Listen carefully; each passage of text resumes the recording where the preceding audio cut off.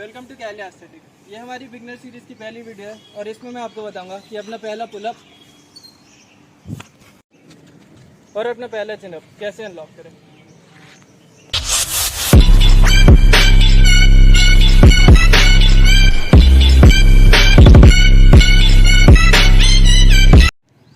कोई भी चीज़ सीखने से पहले हमें पता होना चाहिए कि उसको करने का सही तरीका क्या है।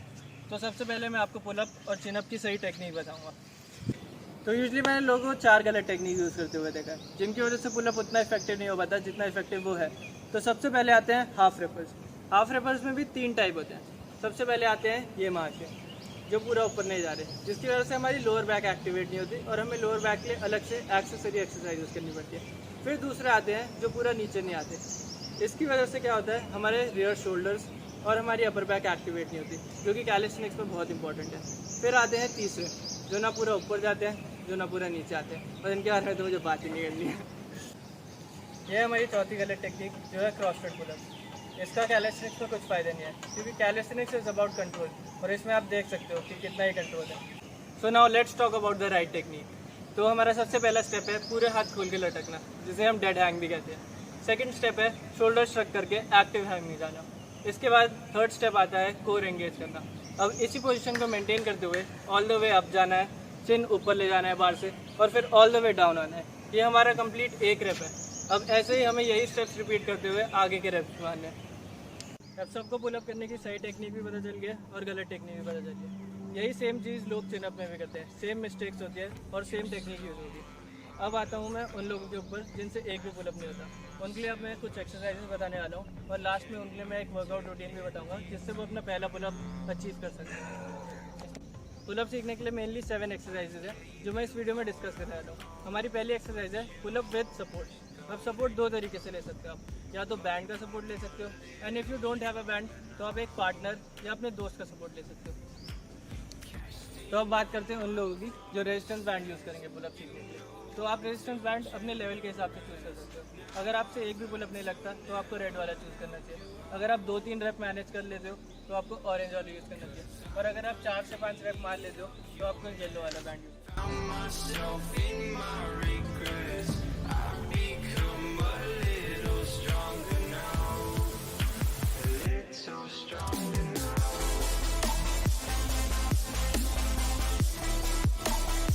हम हमारी सेकंड एक्सरसाइज पे, जो कि है पुलअप नेगेटिव या सिन अप नेगेटिव।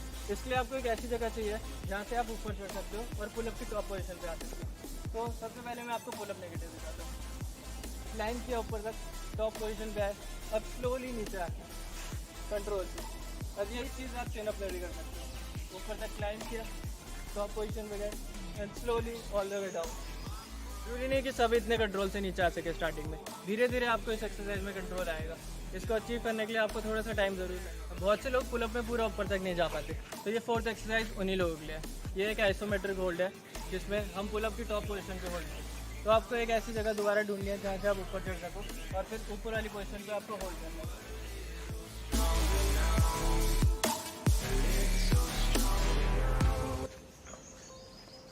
अब बहुत लोग ये होल्ड नहीं कर पाते, तो इसके लिए आप रेजिस्टेंस बैंड भी यूज़ कर सकते हो, या अपने फ्रेंड का सपोर्ट। हमारी 4th एक्सरसाइज है हमारे स्कैपुला को ट्रेन करने के लिए, जिन्हें हम कहते हैं स्कैपुलर स्ट्रक। इन्हें करते टाइम हमें एक चीज़ का ध्यान रखना है, हमारे आर्म्स बिल्कुल स्ट्रेट होने चाहिए और एल्बोज बेंड नहीं होनी चाहिए।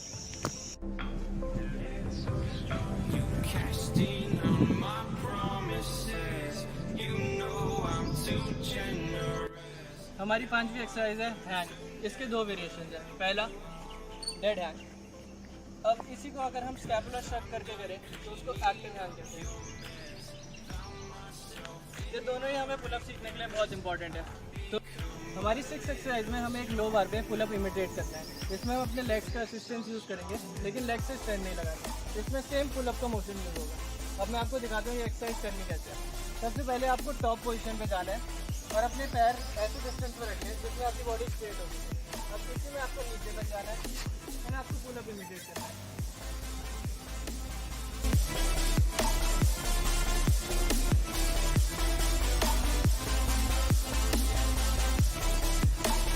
हमारी 7th एक्सरसाइज है ऑस्ट्रेलियन पुलअप। इसमें हमारी सेम मसल्स यूज़ होती है जो एक पुलअप में यूज़ होती है। ये हमारे पुलअप का ही एक रिग्रेशन है।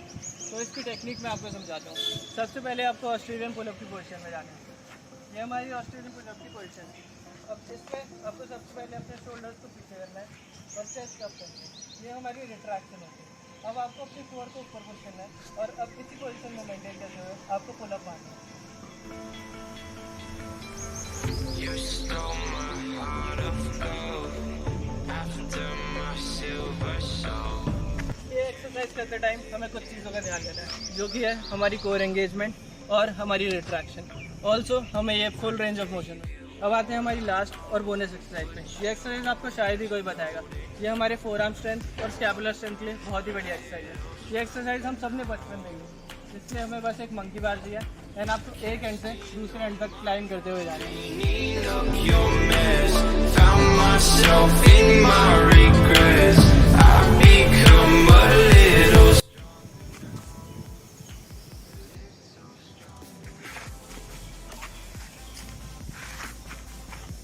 आपने YouTube पे बहुत से ट्यूटोरियल्स देखे होंगे, लेकिन इतनी डिटेल में शायद ही आपको कोई बताएगा। तो अब मैं आपको 2 रूटीन्स ऐसे बताने वाला हूँ जो आपको आपका पुल अप अचीव करने में हेल्प करेंगे।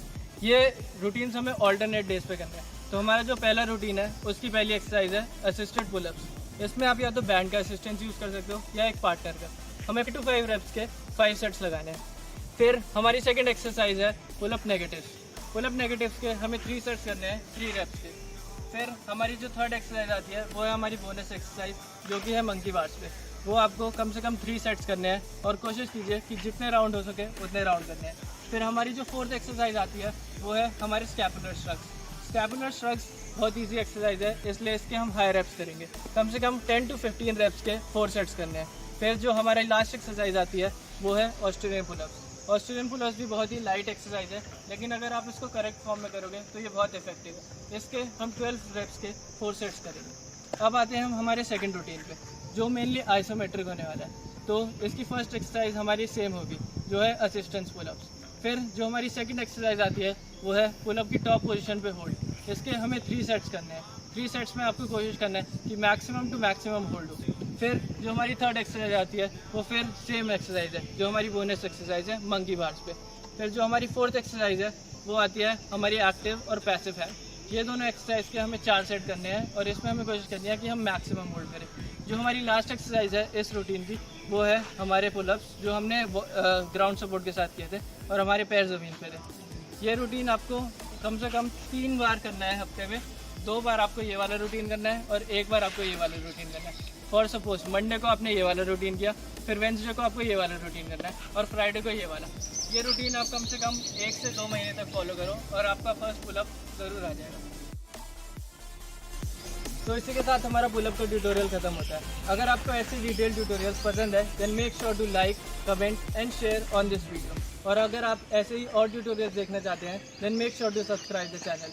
And if you want to see my personal workout, मेरा वर्कआउट देखना चाहते हैं तो मुझे इंस्टाग्राम पे फॉलो करें। मैं अपने इंस्टाग्राम का लिंक डिस्क्रिप्शन में डाल दूँगा। Thank you.